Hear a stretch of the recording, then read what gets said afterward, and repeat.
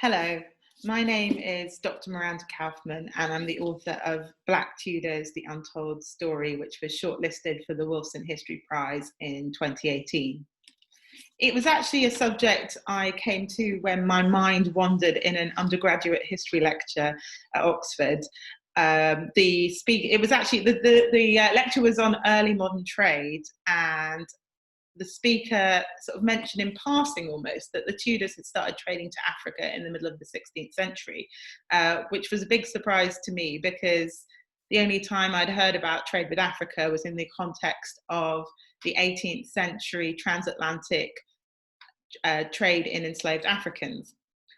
And so I had to find out more. I went to the library and I quite quickly found just some fleeting references to there actually being Africans in England during that period. And I had to find out more, and that's what became my doctoral thesis. And I actually found evidence of over 200 Africans living in Tudor England, and that eventually became my book. And I think that's an example of why I think history is so important, because it's not a sort of never changing body of facts that is to be drummed into the heads of each new generation of school children.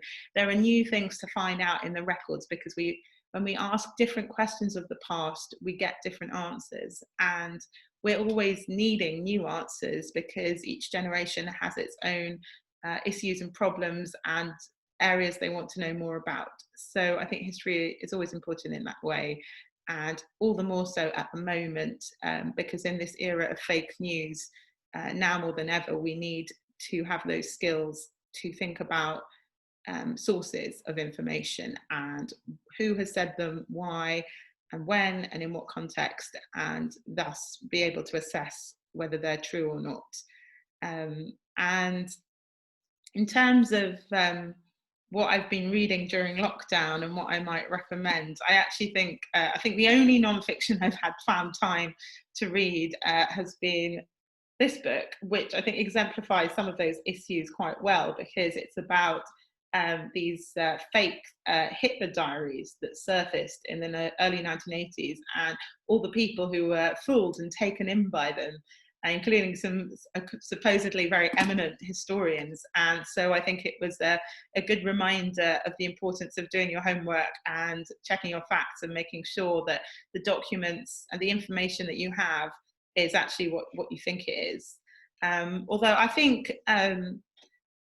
I don't think we should put any pressure on ourselves to read widely during lockdown. I mean, it's a great luxury if you do find that time, but like most parents, I feel like I have even less time during lockdown. So I thought I would quickly share with you some books that I had, non-fiction, well, semi-non-fiction, but slightly fictionalized non-fiction books that I've been reading with my children recently. I really enjoyed this one, which is semi-fictionalized, but does convey a lot of information about Lady Hale, the justice system and the fight for equality. And I also have really enjoyed this series, which educates you a lot about different famous artists like Van Gogh, in this case, through the eyes of a child who actually knew the artist. And it's illustrated with beautiful versions of the artist's work, and actually some of the original paintings are in there as well. So I thought that was highly educational.